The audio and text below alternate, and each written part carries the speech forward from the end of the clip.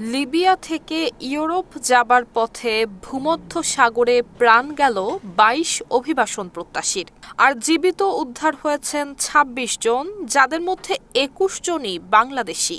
উত্তাল সমুদ্রে রাবারের নৌকায় ৬ দিন ভেসে থাকার পর গ্রিস উপকূলের কাছে এই প্রাণহানির ঘটনা ঘটে।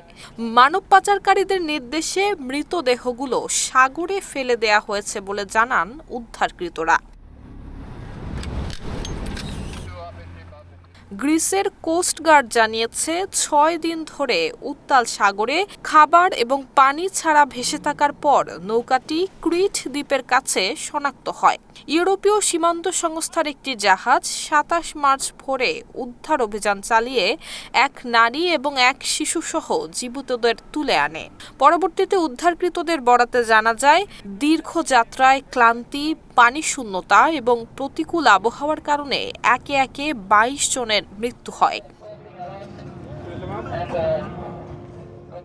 উদ্ধার পাওয়া ব্যক্তিরা জানান, গত ২১ মার্চ লিবিয়ার পূর্বাঞ্চলীয় বন্দর শহর তবরুক থেকে নৌকাটি গ্রিসের উদ্দেশ্যে যাত্রা শুরু করে, কিন্তু পথ হারিয়ে ফেলায় তারা ভয়াবহ সংকটে পড়ে।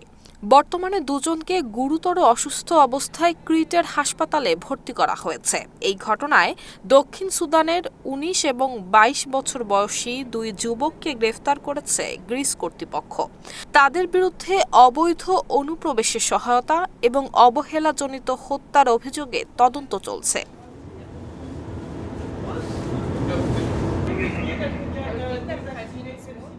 পরিসংখ্যান বলছে, পরিস্থিতি ক্রমেই ভয়াবহ হচ্ছে।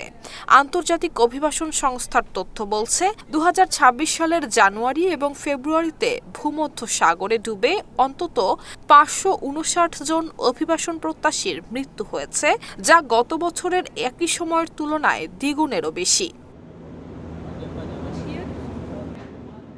নুসরাত জাহান মেহেক, ঢাকা পোস্ট।